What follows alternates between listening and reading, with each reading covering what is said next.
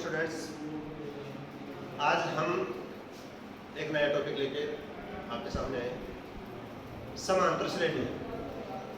जैसा कि इसके नाम से समांतर, जिसमें समान अंतर हो, श्रेणी या श्रेणी यानी संख्याओं का ऐसा अनुक्रम जिसमें समान अंतर हो।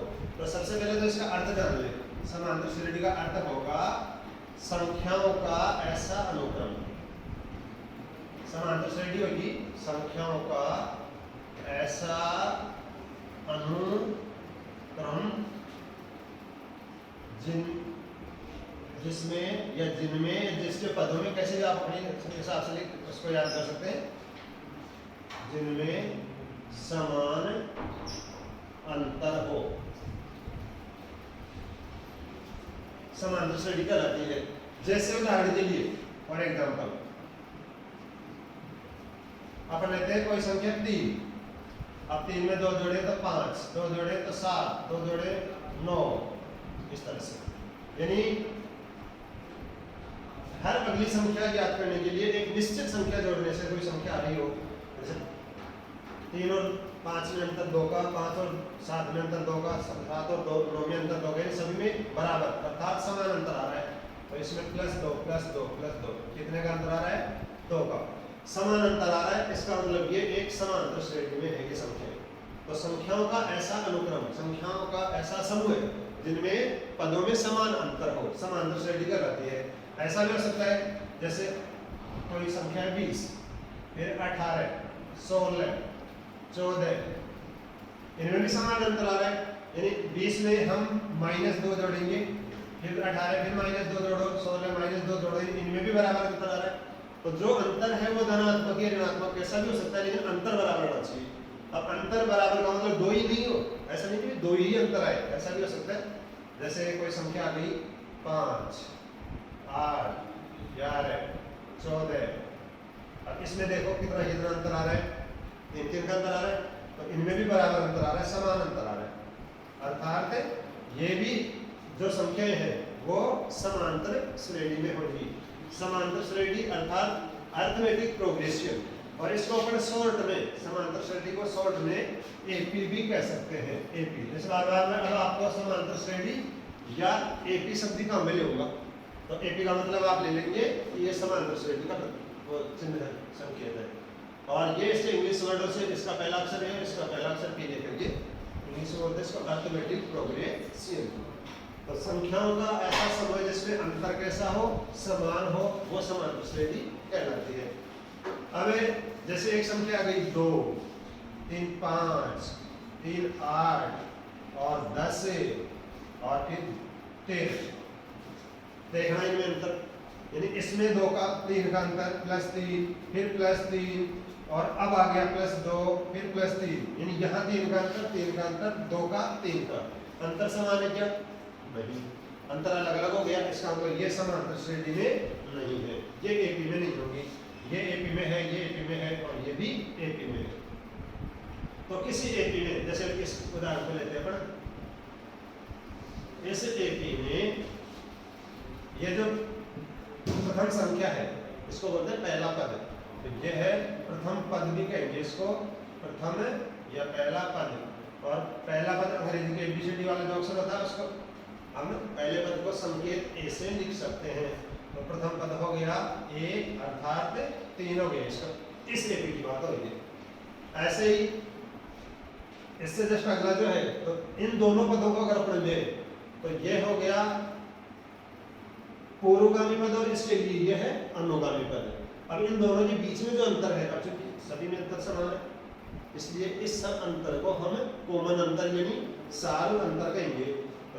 सार अंतर निकालने के लिए हमें अनुगामी पद में से पूर्वगामी पद घटाएंगे, यानी 5 में से 3 घटा दो, 2 आ गया।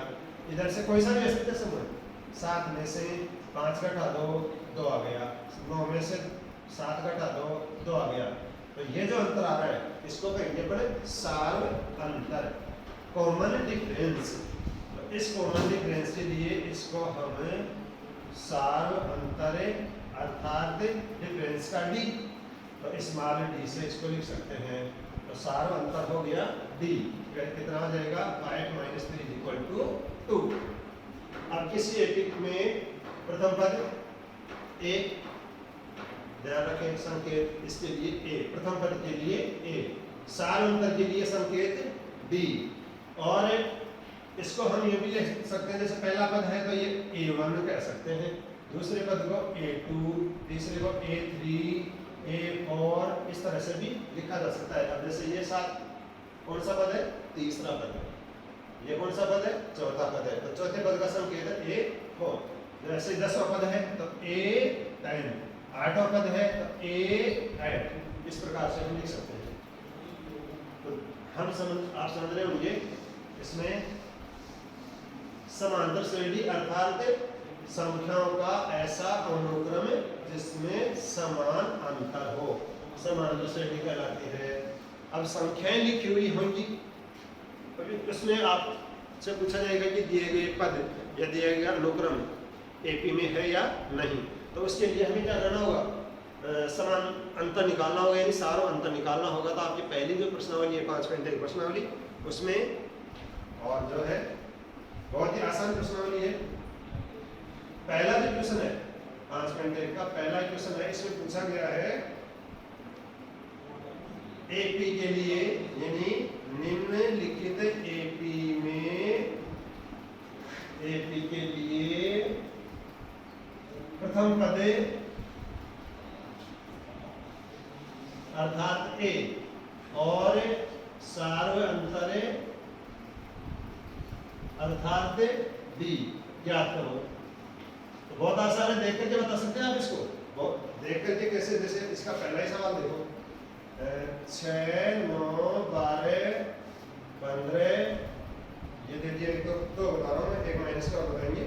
एक इसका छठा सवाल और देख लें, 3, 1, -1, -3 और ये। अब क्या क्या पूछा है? एक तो पूछा है इसमें प्रथम पद ए और एक पूछा है सार अंतर डी। तो ए तो आपको देख के बताना है, पहले सवाल में ए है 6 और सेकंड सवाल में ए है 3। तो यहाँ आप लिखेंगे ए बराबर 6, पहले के लिए ए बराबर 6 और दूसरे में है ए बराबर 3। प्रथम पद आ गया। अब और पूछा है सार अंतर, तो सार अंतर के लिए डी निकालना है, तो इसका डी निकालें। अभी बताया था आपको डी बराबर क्या होगा? अनुगामी पद माइनस पूर्वगामी पद, यानी 9 में से 6 घटा दीजिए, 9 - 6 = 3। और दूसरे का डी हो जाएगा 1 में से 3 घटा दीजिए, यानी आपको ये संख्या बड़ी है और ये संख्या छोटी है, लेकिन ऐसा नहीं है कि 3 में से घटाना अनुगामी में से पूर्वगामी को ही है, यानी 1 में से 3 घटाना है। तो 1 - 3 = हो जाएगा -2। अभी इससे पहले भी आपको बताया था कि सार अंतर धनात्मक भी हो सकता है और ऋणात्मक भी हो सकता है, दोनों स्थितियां हैं। तो पहला सवाल तो ऐसा ही है, इसमें ऐसे बहुत सारे उदाहरण दे रखे, आप देख लेना आसानी से। आप पहली संख्या ए और दूसरी में से पहली संख्या घटा दो या कहीं से भी उठा लो, सुनो उसमें से आपको घटा करके सार अंतर बताना है। अब नेक्स्ट क्वेश्चन में देखेंगे अपन सेकंड क्वेश्चन में कि दी गई संख्याएं एपी में है या नहीं। ये थोड़ा सा इसमें आपको महत्वपूर्ण क्वेश्चन है। एक चीज का ध्यान करें, कई बार क्वेश्चन में आता है सरल ब्याज से संबंधित सवाल और एक आता है और चक्रवृद्धि ब्याज से संबंधित सवाल। यदि सवाल में दिया हो सरल ब्याज की गणना की जा रही हो तो ध्यान रखें सरल ब्याज की गणना वाले सवाल एपी में होते हैं, एपी में होते हैं ये वाले सवाल। और चक्रवृद्धि ब्याज की गणना की जा रही है तो ये एपी में नहीं होते। चक्रवृद्धि ब्याज वाले क्वेश्चन जब भी सवाल में आ जाएगी चक्रवृद्धि ब्याज की गणना से और कि ये एपी में है या नहीं पूछ जाएंगे, तो आप सीधे सीधे लिख देंगे। अगर चक्रवृद्धि ब्याज वाला आ रहा है तो सीधे लिख कर एपी में नहीं होंगे, और सरल ब्याज वाला आ रहा हो तो लिख देंगे एपी में होंगे। अब देखो मैं कुछ आपको उदाहरण दे रहा हूँ इसमें सवाल कि कुछ सूचियां दे रखी है नीचे, उसमें से देख करके बताना है। इससे पहले तीसरा सवाल हो रहा है, दूसरा सवाल हो रहा है, वो तीसरे सवाल में क्वेश्चन नंबर 6 हमने देखें। इसमें आपको ए दिया है, जैसे पहले पार्टी है ए बराबर दिया है -1 और इसका d दिया है, यानी सारवंतर दिया है 1/2 और पूछा है कि प्रथम 4 पद ज्ञात कीजिए। क्या ज्ञात करना है इसमें? प्रथम 4 पद। तो पहला पद तो ये है। अब दूसरा पद निकालने के लिए क्या करना है? इसमें इसको ऐड करना है, प्लस करना है। तो प्रथम पद आप लिखिए प्रथम पद अर्थात a1 होगा, a1 है -1। सेकंड पद द्वितीय पद यानी कि a2, इसमें हमें करना है a प्लस d, यानी पहले पद में सारवंतर ऐड करना है, जोड़ना है सीधा।